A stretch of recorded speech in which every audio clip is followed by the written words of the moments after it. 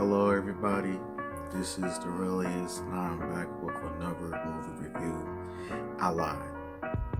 Bliss and Malcolm and Marie, those reviews are still coming once they are released on Friday. I will be making videos on both of those movies. Today's movie is a classic. Well, I'm going to call it a classic, but like a old movie from the 90s, maybe a hood classic too. My brothers and everything. A Thin Line Between Love and Hate, starring Martin Lawrence, Lynn Whitfield, and it's about a story about how player Darnell meets basically the wrong chick, and the outcome of that situation is crazy. And when I was younger, I used to be a huge Martin Lawrence fan. I really did like his show Martin. I did like a lot of his movies, and I just thought that he was a GOAT actor, and he kind of is still one of the GOATs in my opinion. And I decided to re-watch this movie to see how it is, whether or not it's still good, is it still funny. And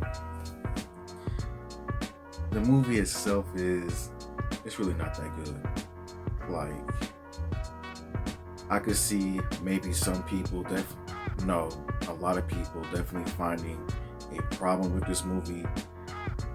But this movie definitely had a lot of things that are relevant today. Like a lot. Like, you see people online and everything, how they like to treat other people, on how they like to act a certain type of way in order to get sex and all that kind of stuff. I never done that. I never will. That's some whole mess. And that's what we basically saw in the movie was Darnell, Martin Lawrence's character. He was actually a hoe, to be honest. Like, he was a hoe. Like, he had different chicks. He was smashing them, lying to them, doing all kinds of different things. And here's my review. So the movie is basically Darnell's life, how he was before the incident at the very end of the movie. And it's of course Martin Lawrence narrating the movie himself. And what I definitely liked about this movie was the cast itself. Like, Martin Lawrence definitely had a lot of known people in this movie. Like, it was like a real solid cast to me. He had a lot of good people. And Lynn Whitfield herself, she was a good character.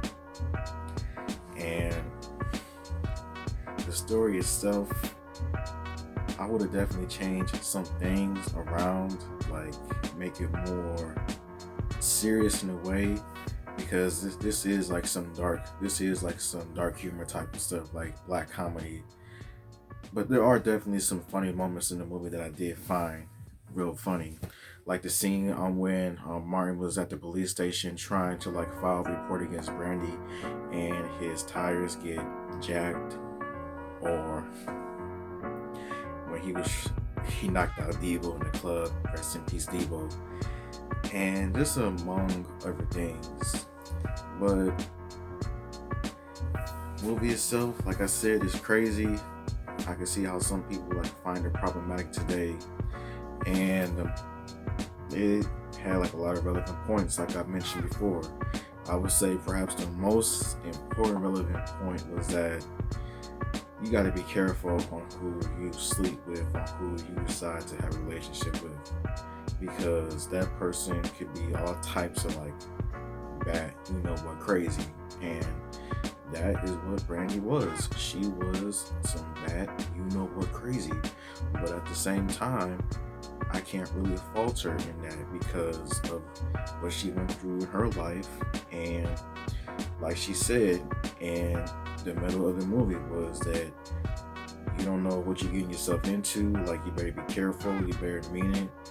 And Martin Lawrence's character Darnell, he said everything. He did everything that he could to get in her pants. And once he got her in her pants, he just treated her like some dog. And I've been seeing a lot of threads online and everything, and where people have been not arguing, but trying to see like who was at fault with what happened. And in my honest opinion, I forgot to say, you are 100% in agreement. You can disagree with me, all of that. I would say it is both of their faults of what happened in the end of the movie. Like, Darnell, he was a hoe. He was doing some male hoe stuff, and she warned him. Brandy warned him way too many times. She warned him to not, like, to be careful. And to make the craziest thing is that I think Darnell was a simp though too, because she told him no like 2 to 3 times already, and he still tried. Like, that is some simp tendencies that I consider simp tendencies. Like, if she said no, my man just move on. But nah, he just had to get her for some reason. And both of them are at fault. I think Darnell was at a bigger fault though, because he had a cocky attitude and she warned him way too many times. Even his mama warned him that his ways was going to bite him in the butt. And long story short, it definitely did. It bit him big time, so much to the point he almost got put on a shirt because of it. Like, I've always read stories, I've always read different things and seen crazy videos of people where they slept with doing horrible things. Like, there is some crazy pie out there. Like, some real crazy pie that you gotta be careful. And the movie itself, it's not horrible, like it's like garbage, but yeah. When I was younger, I used to like this movie, but now that I've gotten older, I can see why people would like rate this movie the way that it is, or why people would see how Darnell was definitely in the wrong and how Brandy was in the wrong as well. Like, Brandy was definitely in the wrong, trying to get him set up, trying to get him set up and everything for like assault, having him arrested, trying to kill him.